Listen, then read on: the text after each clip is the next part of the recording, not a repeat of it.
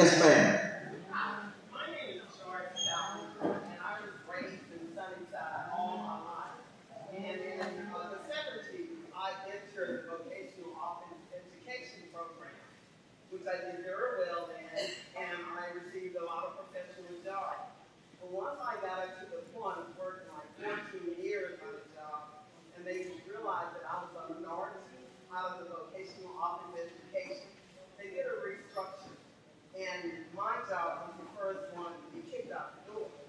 Okay, ever since then, I've been on other jobs doing the same thing that I was taught in vocational office education. I worked for Six Flags World for 9 years. Every time a manager was quit or left the department, I was the interim manager.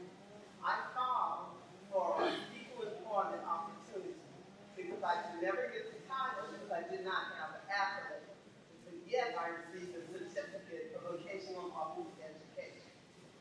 And when I filed in 2005 of September, November of the 2005, Six Flags World closed their doors. And after that, I've been getting like all the mediocre jobs, like working at Macy's, working at Kroger, working at Kohl's. Every job that I got, I worked with the type of training that I received in vocational office education. And when those people realized that I had more knowledge on job experience as a manager, I was kicked out. Every job that I've been on since I left Six Flags World, they've only let me work on their job for 7 months before they kicked me out the door. Now, with Obamacare, I am uncovered. I do not receive any type of unemployment from when I got fired. I'm receiving no money, and I'm not receiving money until after August when I turn 62 and I'm able to retire. So there's a problem. Now, in the beginning, when I know vocational office education was an experiment with the government and the school system, then when you have a person like me who learned from the system and who's able to go out there and do a job that most people who have an education can't even do, there's a problem. And if you want to talk about a mad, angry black woman, I'm one of them. Well, I don't want you to be mad, and I don't want you to be angry. And God knows I don't want you to be mad and angry at me. But I do know that you speak for a number of people in our community who simply are looking for work, sustainable, long-lasting work, and they're met with rejection. One thing that I've learned in my 60 years of living, and that is life is not fair. Now, I've learned that life is not fair. And in school, we learn 2 plus 2 equal 4. In life, we learn not necessarily the case. And I know it's not an answer to say, just keep going and keep working and don't give up when you're going through a real-time situation like you're going through. It's very personal and it affects you in a very direct way. I will say to you, the leadership of this city is important because the leadership sets the tone. This is the most diverse city in the country. City of Houston is more diverse than New York City. But diversity in and of itself doesn't mean that everything is okay. We have to get to the point where the diversity is warm and welcoming, and that the doors of opportunity are open to everyone. If given the opportunity to be mayor, I want the city's workforce to reflect that diversity, the diversity of this city. And contracting opportunities to reflect the diversity of the city. And certainly will speak to, as mayor, to the unfairness that many people are suffering right here in this city. Because we're not there yet. We're not there yet. But I think this race is an opportunity to move us all collectively forward.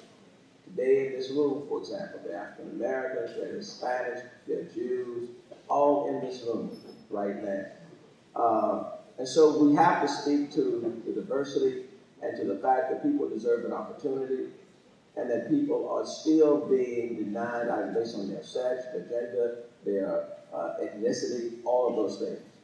It was reassuring on yesterday, for example, for the Confederate flag to finally come down. That was reassuring. But bear in mind, this is 2015. Okay, that flag had been flown there for a long time. And it finally has come down. That's a symbol, but you can take down the flag. But until you remove the prejudices and the biases that people hold within their minds and their hearts, we still have a lot of work to do.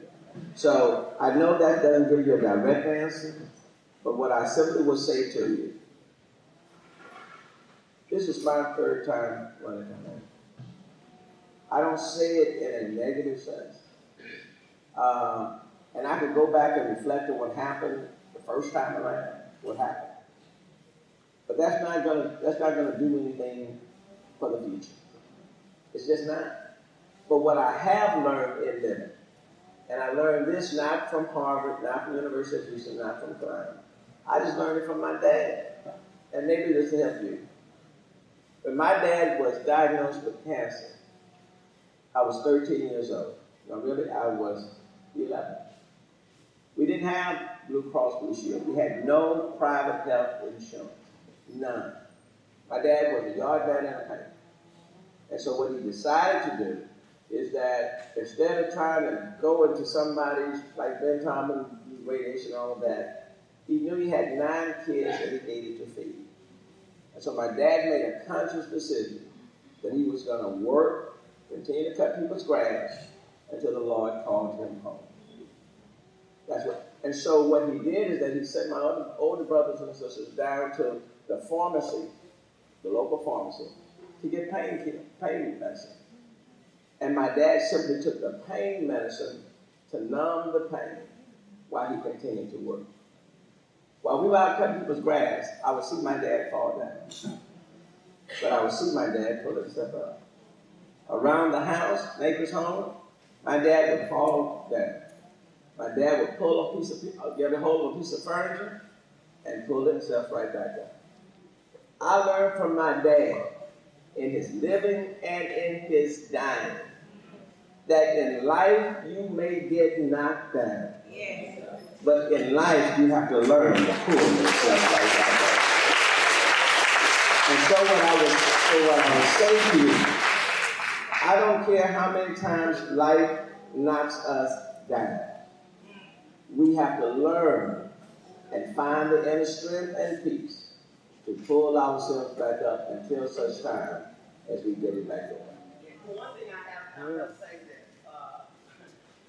I don't let anything knock me down because I am a Houstonian and I understand the segregation to the integration. Now, my estate sent on Twitter the other day. She put out some guy that's running for mayor. I don't even know his name. But she put it to Sylvester. She said, this guy has earned in his donations $1 million. And she said, well, how much did Sylvester Turner earn? So I retweeted back to her and I said, Sylvester Turner has earned, he has raised the conscience of Houstonians, and that is priceless. That is not my donation. And I appreciate it. Thank you very much. And I appreciate you. Now, my good friend, Representative Al Evans, is in the House, serving some 30 plus years. Al, just stand up and just wave, man, you look good. Al Evans, you all, the father of Juneteenth. Thank you, Al, good to see you. And Amanda Evans is here. Where's that? Running for City Council in Large 4. Amanda Evans. Another question or comment? I was here. Question?